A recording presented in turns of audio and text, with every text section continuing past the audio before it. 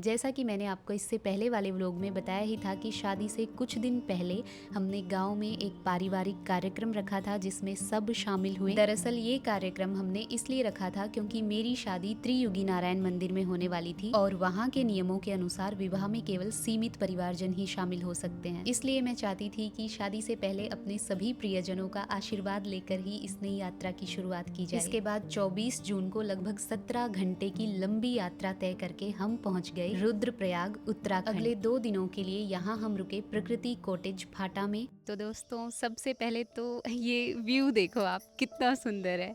मैं जब सुबह उठी थी तो मेरा रिएक्शन कुछ ऐसा था क्योंकि हम यहाँ पे रात में पहुँचे थे, वो भी बहुत थके हुए। रात में कुछ दिखाई नहीं दे रहा था कि हम जिस जगह पे पहुँचे हैं वो वास्तव में दिखती कैसे है। पर जब मैं सुबह उठी और मैंने अपने सामने ये वाला जो नज़ारा है देखा तो मेरा मन जो है वो खुशी से गदगद हो गया।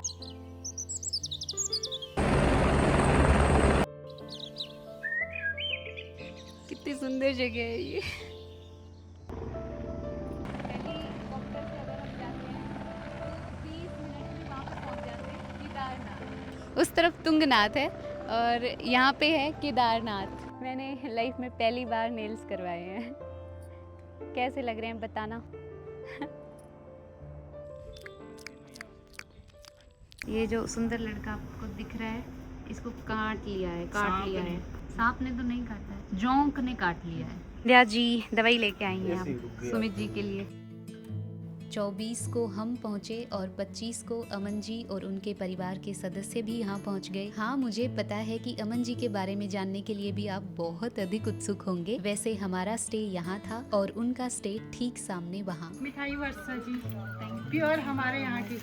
अब मिठाई खा के ही अंदर जाओगी क्या? नहीं। जैसा कि मैंने पहले भी बताया कि त्रियुगी नारायण मंदिर में विवाह के कुछ निश्चित नियम हैं, तो इन्हीं नियमों का पालन करते हुए हम दोनों के परिवारों से ही केवल सीमित सदस्य ही इस अवसर पर उपस्थित रहे। इन सभी तैयारियों में प्रकृति कॉटेज की संचालिका संध्या जी ने हमारा पूरा सहयोग किया। शादी से एक दिन पहले भी कुछ आवश्यक रस्में हुई। इसी दिन मेरे हाथों पे शगुन की मेहंदी भी लगी क्योंकि मुझे बहुत दूर से आके बहुत दूर ही जाना था। तो यहाँ पे मेरी माँ ने मेरे हाथों पे बस इतनी सी ही मेहंदी लगवाई। इसके बाद मैं सो गई और फिर आया वो दिन जिसकी हम सभी को प्रतीक्षा थी। इस दिन हम सब सुबह 3 बजे ही उठ गए थे क्योंकि हमें सुबह के 8 बजे से पहले मंदिर पहुंचना था। आज जीवन में पहली बार किसी मेकअप आर्टिस्ट द्वारा मेरा मेकअप किया जा रहा था। मिलिए आकांक्षा जी से और सलोनी जी से जिन्होंने मुझे इस विशेष दिन के लिए तैयार किया। मुझे बहुत हल्का सा ही मेकअप पसंद है तो उनको भी मैंने यही इच्छा जताई थी। उन्होंने इस बात का पूरा ध्यान रखते हुए मुझे वैसा ही तैयार किया। और जितना हल्का भी लग रहा है ना कि मेकअप है, ये 1 घंटे बाद और दिखना बंद हो जाएगा क्योंकि ये सेटल हो जाएगा स्किन पर।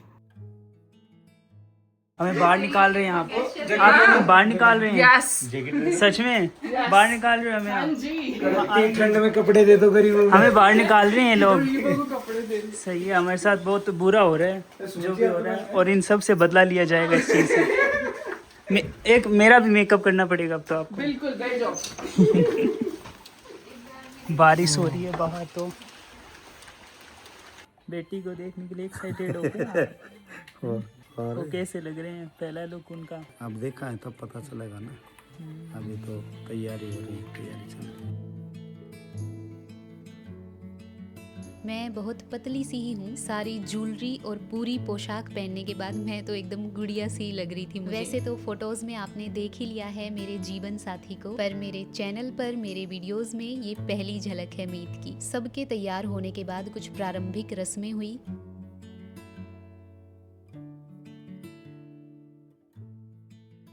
सारे लोग तैयार हो? मैं लेट हूँ, 3 बजे से लेट हूँ मैं। और ये लेट बोलने वाले कौन है? दरवाजा बंद कर लो। अच्छा, आप कितने बजे उठे? 2:30 बजे उठे ना?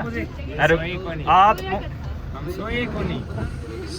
खुशी ज्यादा हमें। इसमें आ जाओ। इसमें बोल रहे हैं, इसमें जगह इसमें है, इसमें नहीं है ना? नहीं उसमें उसमें है। तो आप अमन जी के साथ आना चाहते हैं? हाँ, तो क्या हम हुआ? आपके साथ भी आना चाहते, लेकिन आपने हमारी सीट नहीं रखी है। इसके बाद हम निकल गए त्रियुगी नारायण मंदिर के लिए, जो कि हमारे ठहरने के स्थान से 1 घंटे की दूरी पर स्थित है। सब कुछ बहुत अच्छा चल रहा था, प्यारा दिन, प्यारे लोग, प्यारे रास्ते। लेकिन पहाड़ों की यात्रा हो और आपकी वर्षा को चक्कर ना आए, ऐसा कैसे हो सकता है? मेरे को मोशन सिकनेस भी है और मेरे को फोन सिकनेस भी है। फोन देखते ही मुझे चक्कर आ। शादी वाले दिन भी चक्करों ने मेरी थोड़ी सी परीक्षा ले ही ली। मैं तो उसकी खुशी में खुश होती हूँ। तो 1 घंटे की छोटी सी यात्रा तय करके हम पहुंच गए मंदिर।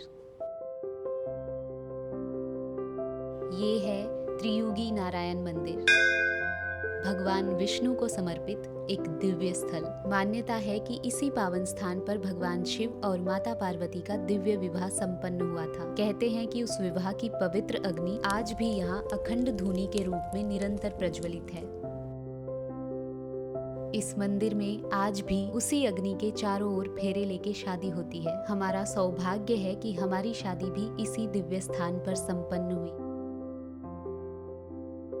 मुझे नहीं पता कि अंतिम सत्य क्या है, पर मैं सकारात्मक ऊर्जा में बहुत विश्वास करती हूँ। मेरा मानना है कि भगवान का हर रूप किसी न किसी दिव्य ऊर्जा का ही प्रतीक है। जिस ऊर्जा का हम सानिध्य लेते हैं, जिस ऊर्जा की हम आराधना करते हैं, धीरे धीरे वही ऊर्जा हमारे जीवन की दिशा निर्देशक बन जाती है।